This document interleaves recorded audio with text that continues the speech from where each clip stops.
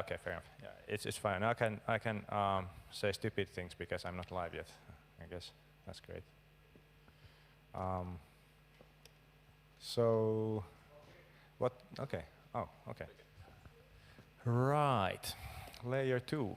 Adventures in Layer 2. Welcome, everyone. Glad so many people woke up early, like I did.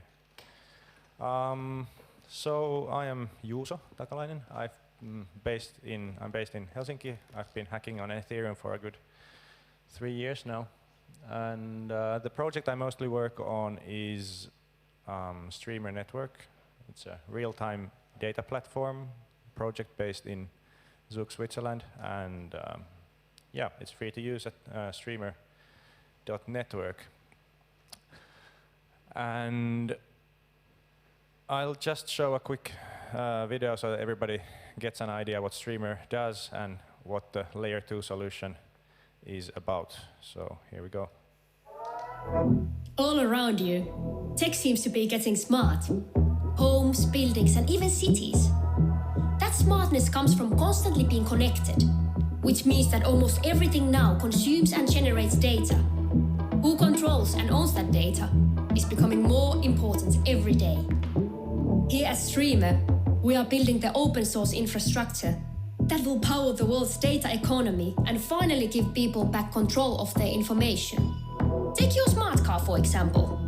For it to operate in a smart city, it will want to know about traffic, which potholes to avoid, and the local price of electricity. It will also generate information useful to others, like highways agencies and your fellow road users. We are working with dozens of companies right now to integrate our open source blockchain technology into your car and other devices. So you will be able to automatically sell the data you are producing and buy back what you need on your terms. Your data will travel through our decentralized peer-to-peer network, hosted on computers around the globe and powered by Streamer's digital currency, Datacoin. No transaction will be too small, no amount of data too big. And because we are open source, we won't take a cut of your transactions. Tech is getting smarter, but with Streamer, you won't miss out on the smart money. Streamer, data done differently. Okay, so that was the mandatory Streamer introduction. So data unions, I'm going to... Can you just, yeah, thanks. Cheers. Right, I'm going to explain what data unions are and then talk about the Layer 2 solutions that I surveyed after and during DevCon 4 in 2018 to sort of fit this use case, and then our custom solution we ended up developing that was announced last year here in Paris. So Streamer is in the business of real-time data streams. And there was something like a slogan, real-time data carries a value that must be extracted before it expires. That's a bad slogan, it's too long. But it's a description, great description of what real-time data is, as opposed to other kinds of data. So it's not so much the content, but it's the value of the data. The real-time data is the kind of data that is valuable when it's fresh and perhaps less valuable later. So an example would be all these data that IoT devices, your mobile phones produce. Typically they are the sort of data that if you build an application, you want the newest data. And maybe the old data can be useful, but usually not in the same way. So an example, maybe a Fitbit activity tracker, this kind of wristband that tracks body temperature and pulse and whatnot. So Streamer built a data marketplace around the time when that video was made as well. And that was launched in first half of 2018 in Consensus, New York. And that on that marketplace, well, people, companies, machines can buy and sell access to data streams, and the purchases are done with the Streamer data token, which was launched in an ICO in 2017. And of course, if you take a Fitbit personal data or some kind of your location, if you're a great celebrity like, I don't know, location of Vitalik Buterin right now, then maybe somebody might pay for that data. But of course, Vitalik might not want to share that data, right? But if you take like lots of small data producers, you would have mobile phone locations from 100,000 mobile phones. Then you could anonymize it completely and aggregate it, and it could still be valuable, or like order of, million Fitbits. That sort of data stream could be valuable, and we would like to make it possible to bundle those streams together, and well, make it available. But then there's the problem is, how do you, like, if when somebody purchases that data stream, how do you actually distribute the revenue to 1 million data producers? You can't do that in Ethereum network, and you have to go off-chain. So the data union concept is on the right side. We have the subscriber for the data stream tokens. They go through the marketplace to the data producers that then produce data, and the data goes in the streamer network to the subscribers. So in this way, the tokens go in the Ethereum network, and the data goes in the streamer network. So the streamer network is not a blockchain. It's a, you could say, companion network, this kind of data transport layer for dApps. It's decentralized. And from the point of view of the data union administrator who sort of curates the data union, accepts new members and kicks out those who produce bad data and so on. So basically responsible for the quality of the data bundle. So that admin would then create the product on the marketplace, and in the marketplace the products have a so-called beneficiary who receives the tokens when somebody purchases the data stream access. So the beneficiary would be a data union smart contract that the admin deploys, and when the streamer network notices that, okay, now there's a new product that has a data union beneficiary, it will also start operating it. So it spins on an operator, and when somebody then purchases the access to the stream, those data tokens go through the marketplace smart contract into the data union smart contract. The marketplace is purely just relaying the tokens. It's not taking a cut or anything. And then the operator allocates the tokens to the producers, publishes like a hash of the allocation, and then the producers can withdraw their share later. I mean, they can wait until there's enough tokens accumulated before withdrawing, because withdrawing is costly. You have to make an Ethereum transaction. So the design goals were basically to have this kind of unidirectional payment channel where the tokens that come from the data buyers, they go to lots of data producers, right? Possibly like order of a million or so, And joining should be easy. So you, well, I mean, this kind of device or even a person shouldn't need to buy Ether in order to join, start earning these data tokens. Just having a private key for identity and signing messages should be enough. Okay, so what would fit the bill then? In DevCon 4, there was a workshop I attended on Raiden, and Raiden was already like being demonstrated in workshops. It was at the time quite like slow and still kind of raw. There was the Plasma family, more viable Plasma had come out, and that was kind of the first inspiration for then the solution that we built. Two products or projects stood out. SpankChain, I don't know who knows SpankChain. Yes, so it's a payment channel, not a sidechain really, but payment channel. It worked already at that time. It was fast, impressive, the demos. I mean, it's kind of like the payments are routed through a central hub. So That's also probably why it works so well. But I mean, still very impressive. Then ADEX outpace, short for off-chain unidirectional payment channels, something like that. Very similar use case. So they would have advertisers who have a token budget, allocate a token budget, and that token budget is then distributed to all website admins or webmasters who display ads to the visitors, right? So also really a fan out of tokens, one to very many. Most payment channels require you to sort of start, like, create the payment channel and to collateralize it with something. That's not so great for new members because in the data union use case, the new members basically enter empty-handed. They don't have anything. They just give their data and want to earn tokens. So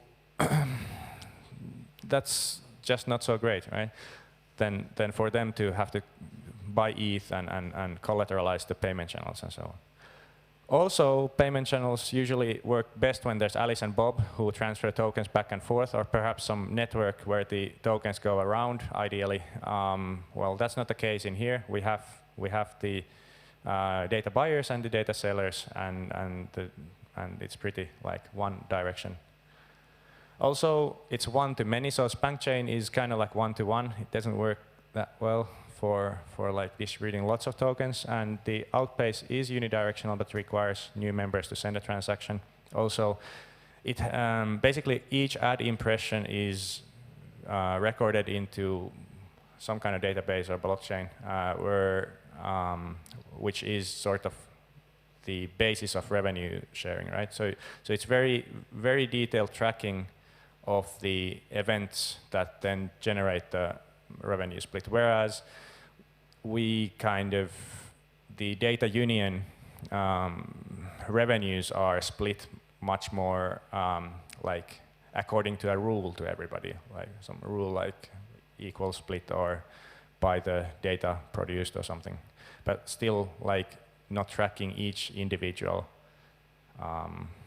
earning so closely. So not a great fit. So yes, we rolled our own.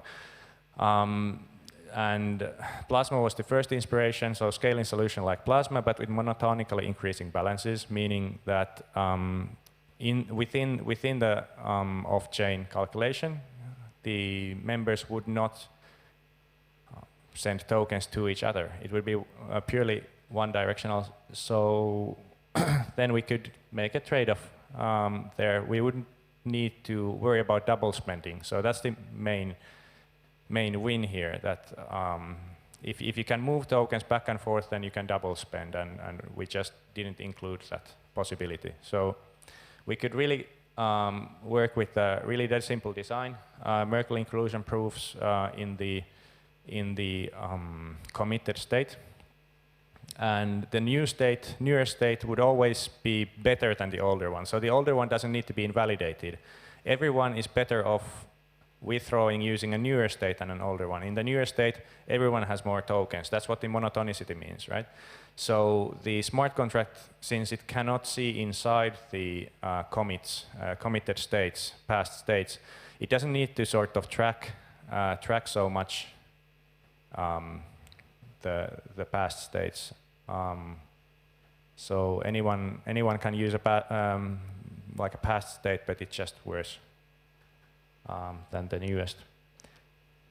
And of course, as in any layer 2 world, layer 2 solution, there's always the liveness.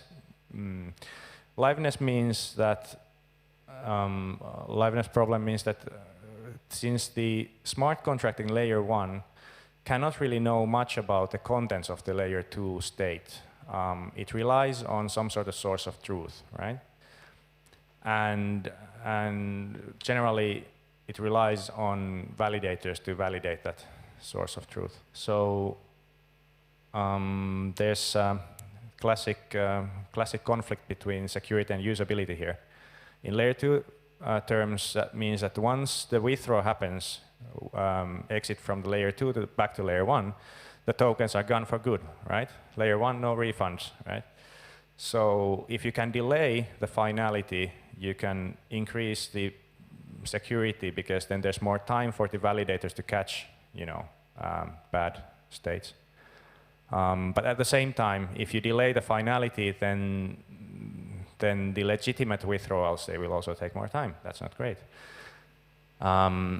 And the Monoplasma solution is that the withdrawals are instantaneous. You don't have to, because there is no double spending problem, you don't have to announce an intent to withdraw like in Plasma. So you can withdraw and instantly get the tokens. And the catch is that you don't get the latest tokens. So you have to wait to get the very latest tokens, but a little bit older tokens you can get anytime you want. And of course, there's things we can improve. We could introduce staking. We haven't done that yet because there's the whole crypto economics can of worms. But operator staking operators could be mandated to put down a stake, and then you could pay damages from the stake if something goes wrong. Zero knowledge proofs, they limit the sort of malice that the operators can do. And of course, the operator itself could be running distributed consensus. So finally, yes, learnings from the adventure in layer 2 is get out there. Like if you're building a layer 2 solution, layer 2 project, Ethereum is a great ecosystem. Just talk to people. They will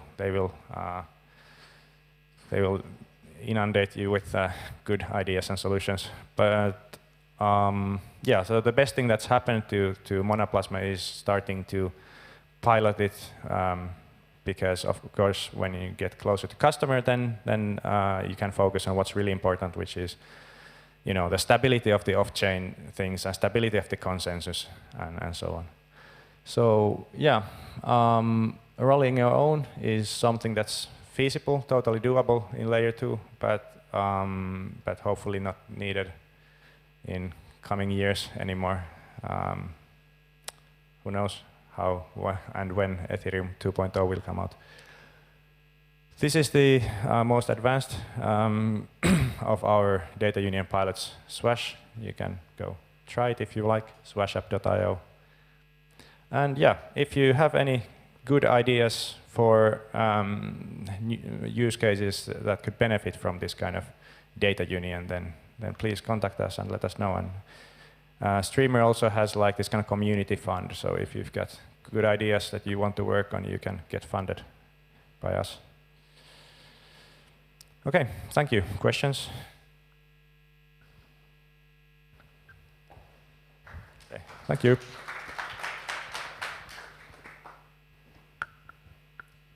I guess the next speaker would be, is it Christian or? Okay.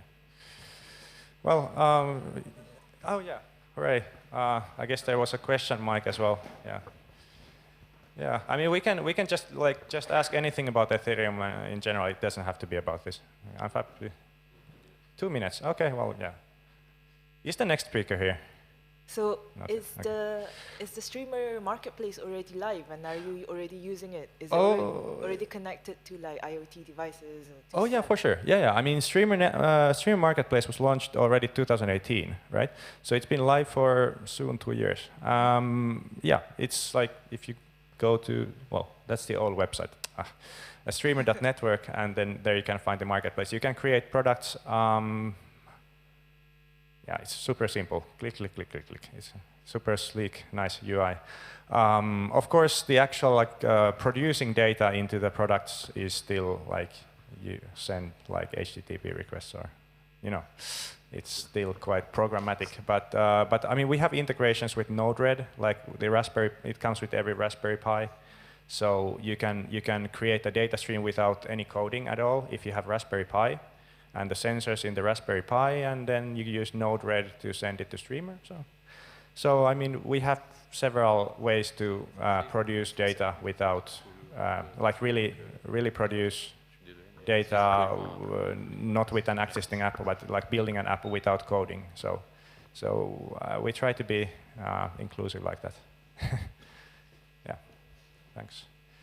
Okay, I'm told to get off the stage, so well, I am off the stage. Thank you for listening. I guess I should not keep talking even though the next person is not here. But, yeah. Okay, fair enough. Yeah. Okay, thank you.